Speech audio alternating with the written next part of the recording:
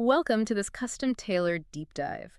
We're really thrilled to have you joining us today, especially because we have a genuinely fascinating mission ahead of us. We definitely do. Yeah, we're taking a single, incredibly rich source. It's a comprehensive Wikipedia article, and we're going to pull apart the mechanics of a truly legendary piece of science fiction. A masterpiece, really. Right. We are looking at Harlan Ellison's 1965 short story, Repent, Harlequin, said the TikTok man. And to grab your attention right out of the gate, I want you to imagine a world where being late isn't just a minor faux pas. Right, it's not just an awkward apology. Exactly. You don't just slide into a morning meeting and say sorry. In this world, being late is a literal crime. You don't get a fine and you don't go to jail. Instead, the exact amount of time you wasted is deducted directly from your biological lifespan. It's a concept that immediately gets under your skin. And I think it's important to establish the scope of what we're dealing with today. This is not just some quirky, obscure piece of mid-century pulp fiction. Definitely not. This is a multi-award-winning work of literature. It takes a hard look at our societal obsession with extreme punctuality. It forces us to examine schedule regimentation, and the hyper-optimized lives we are constantly pressured to maintain. Which is so relevant right now. Absolutely. Yeah. If you are someone who ever feels a spike of anxiety from the endless notifications on your digital calendar, the themes we're about to explore are going to resonate on a deeply uncomfortable level. Okay, let's unpack this, because before we even step into the dystopian landscape Ellison built, we really have to look at the creation myth of the story itself. The real-world origin is almost as wild as the fiction. It is. According to our notes, Harlan Ellison wrote this entire 11-page narrative in a single 6-hour session. I mean, is it even possible to write something with that kind of thematic density in 6 hours, or are we looking at an idea that had been brewing for years? Well, knowing the environment he was operating in, it was likely a massive pressure cooker of creativity. He wrote it specifically as a submission for a Milford Writers' Workshop taking place the very next day. The next day? That's insane. Yeah. Those workshops were legendary gatherings of science fiction titans.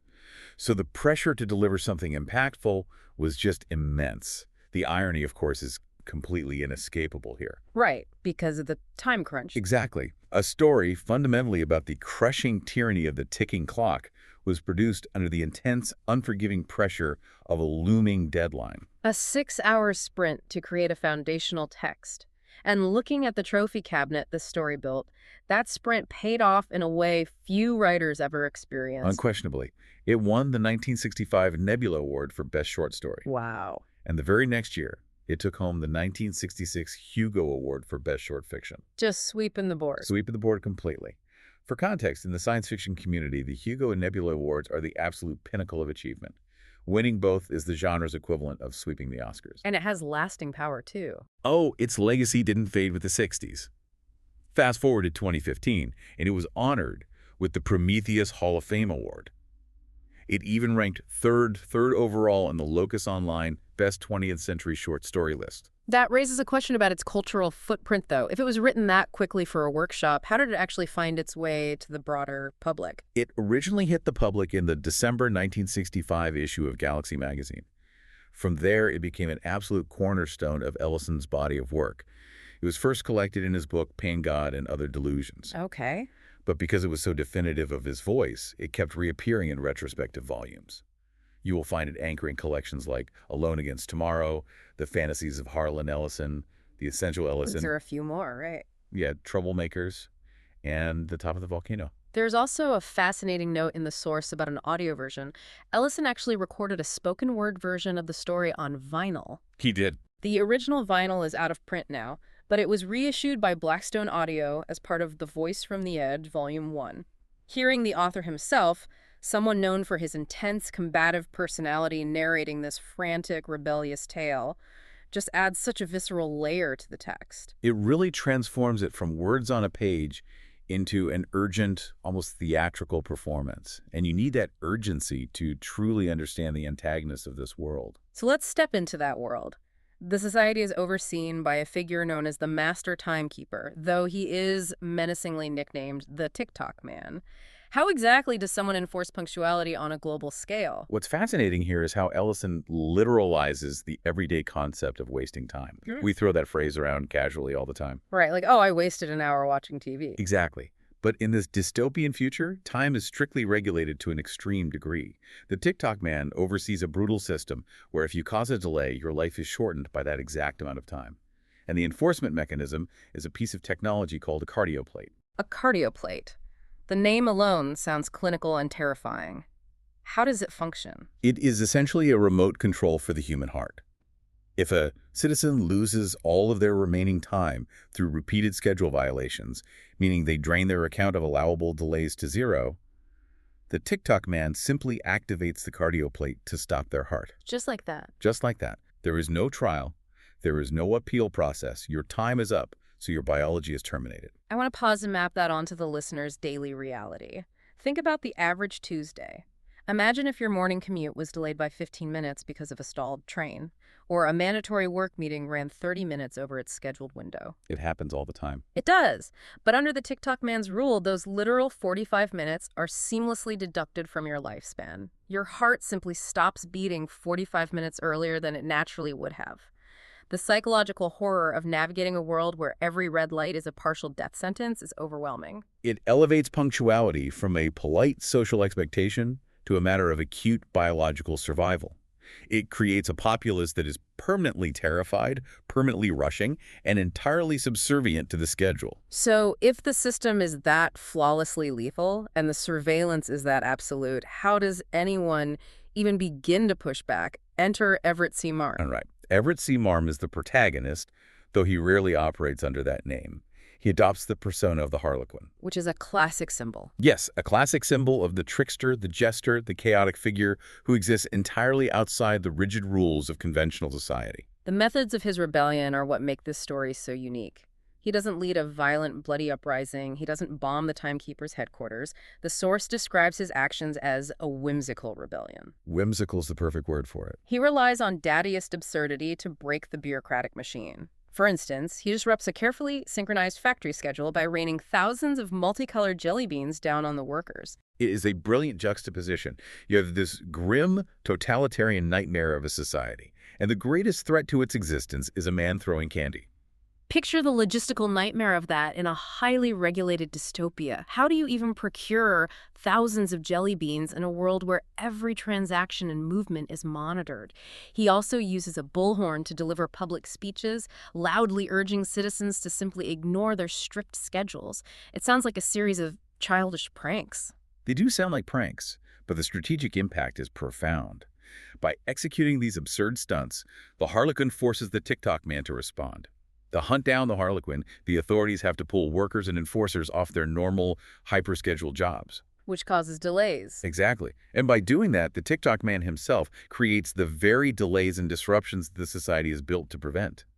The system is so brittle, so rigidly optimized, that the mere act of trying to fix a disruption causes an exponentially larger disruption. The bureaucracy weaponizes itself against itself. Precisely. And Ellison makes sure to ground this colorful, whimsical rebellion in a serious philosophical tradition. The story opens with an epigraph from Henry David Thoreau's classic essay, Civil Disobedience. Putting that right up front. By doing this on page 1, Ellison frames the Harlequin's jelly beans and bullhorns not as mere comedy, but as a profound moral stance. Thoreau's central argument was that individuals have a moral obligation to refuse cooperation with an inherently unjust system. Ellison is arguing that in a world stripped of its humanity by regimentation, the most moral, rebellious act possible is to be gleefully, inefficiently human. That philosophical high ground makes the next turn in the plot deeply tragic. We are introduced to Everett's girlfriend, Pretty Alice. What role does she play in a narrative so focused on rebellion versus authority? Pretty Alice represents the painful reality of living alongside a revolutionary. She is the everyman figure here. She is dating the Harlequin, this towering symbol of freedom, but on a day-to-day basis, she is utterly exasperated by the fact that he is constantly late. She is the anchor to the mundane reality of their world. She doesn't want to live off the grid or fight the system. She just wants the safety and predictability of a normal life. Which is very relatable. It is. Yeah. That desire for comfort drives her to betray him to the authorities.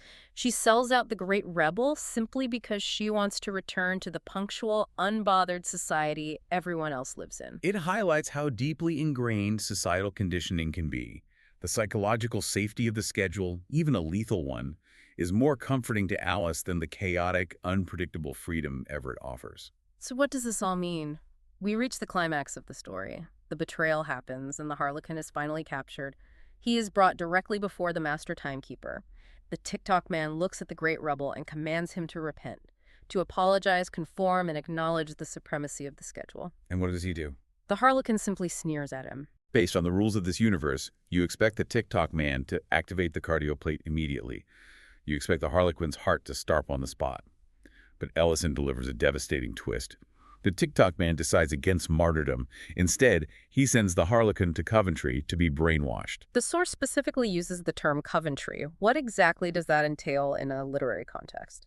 Being sent to Coventry is a classic British idiom. It means to deliberately ostracize someone, to completely freeze them out of society until they break. In the context of Ellison's story, it is a facility for total psychological reconditioning. Terrifying. And the tragic result of this reconditioning is that later, a broken, empty version of the Harlequin reappears in public.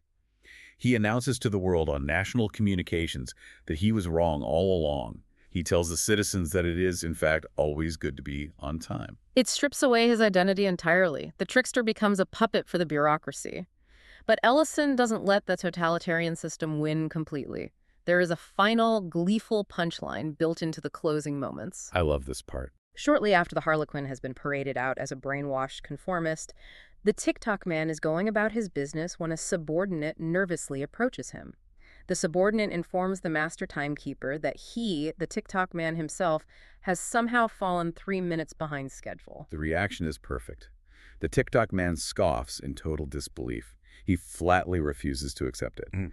The chief enforcer of the rigid structure realizes that the structure is impossible for anyone to maintain perfectly. The master of time is late. It is a brilliant, neat conclusion. But looking at the source, I see that the critical reception wasn't entirely a chorus of praise. Art is subjective, and even multiple award winners draw scrutiny. That's true of any classic. The article notes that Donald A. Wollheim and Terry Carr selected the story for their anthology World's Best Science Fiction, 1966. But reviewing that very collection, a critic named Algis Budrys took issue with Ellison's piece. What was the core of his critique? Algis Budrys faulted the story as a, and this is a direct quote from the source, primitive statement, about the solidly acceptable idea that regimentation is bad. He essentially argued that the theme was too obvious. Too simplistic. Right. His point was that declaring regimentation as bad isn't exactly a groundbreaking philosophical revelation, and therefore the story lacked intellectual depth. Let's debate that for a moment. Is it a primitive statement? Or is Budrys missing the point of how the theme is executed? Because while regimentation is bad might be a simple concept, framing it through the lens of a cardioplate and jelly bean bombardments feels incredibly inventive. That is the crucial counterargument. The genius of the story isn't the discovery that totalitarianism is unpleasant. The genius is the daddiest execution. Ellison uses absurdity to highlight the banality of evil. By making the rebellion whimsical, he exposes how ridiculous the hyper-optimized society actually is. It's the contrast that makes it work. Exactly. Buddies may have felt the moral was loud. But for the millions of readers who elevated this to a 20th century classic, the volume of that moral was exactly what made it powerful. A story with that much philosophical weight and visual flair doesn't just stay confined to the 1960s. The concepts here are so universally compelling that they eventually caught the eye of Hollywood decades later. They absolutely did. Here's where it gets really interesting. In September 2011, Harlan Ellison filed a federal lawsuit in California. I saw the note about this legal battle against New Regency and director Andrew Niccol, but how did an 11-page story from 1965 trigger a major federal case in the 21st century? It centers around the 2011 science fiction film In Time, starring Justin Timberlake and Amanda Seyfried. Ellison claimed that the core plot of the movie was heavily derived from Repent, Harlequin, said the TikTok man. Okay, I can see where this is going. When you look at the basic narrative architecture of both works, you can see why he felt compelled to file suit. Both the completed film and Ellison's short story concern a dystopian future where people have a set amount of time to live. Crucially, in both works, the time can be revoked based on specific circumstances by a recognized authoritarian figure who is specifically titled a timekeeper. The thematic parallels are undeniable. You have biological clocks, lethal enforcement of time, and a central timekeeper figure. How aggressively did Ellison pursue this? He came out swinging. The initial lawsuit demanded a full injunction to stop the film's theatrical release altogether. He wanted to shut down a major Hollywood production before it even hit screens. That is aggressive. But what follows is a fascinating de-escalation of a legal battle. After demanding the injunction, he altered the suit to ask only for screen credit. He downgraded his demand from stopping the movie to simply wanting his name acknowledged. And how did the studio respond to that? Did they settle? The final resolution is incredibly anticlimactic, especially by Hollywood standards. Ellison dropped the lawsuit entirely. Both sides released a joint statement revealing that Harlan Ellison had actually sat down and watched a screening of In Time. He finally watched it. Yes. After viewing the film in its entirety, he decided to voluntarily dismiss the action. The joint statement explicitly clarified that no payment or screen credit was promised or given to Ellison. They just walked away from each other. They did. The statement simply said the parties wish each other well and have no further comment on the matter. To go from demanding a release-stopping federal injunction to a polite, we wish each other well with zero money changing hands is a remarkably peaceful ending to a Hollywood copyright dispute. It really is. Well, if we look back at everything we've covered today... If we connect this to the bigger picture, what we have explored today is a masterclass in concise storytelling. In just 11 pages written in 6 hours, Harlan Ellison managed to encapsulate the eternal, grinding tension between societal order and individual freedom. He embodied the unyielding mechanical nature of bureaucracy in the TikTok man. Right, and the chaotic, colorful, utterly necessary nature of human freedom in the Harlequin. And he wrapped it all up in a darkly comedic, fast-paced science fiction package that feels just as urgent and relevant today as it did when the ink was drying in 1965. It truly does. We want to thank you so much for joining us on this deep dive into the world of the Harlequin and the cardioplate. Reading about this dystopian mechanism and the literal biological cost of wasting time might just make you look at your own rigidly scheduled calendar app a little differently today. It certainly prompts a reevaluation of why we rush and what we are rushing toward. Before we go, we want to leave you with a final thought to mull over on your own as you step back into your day. Think about the central terror of this story, the cardioplate, seamlessly deducting life for being late. A haunting concept. No, in our reality, the government doesn't formally deduct time from your lifespan for a schedule violation. But consider this.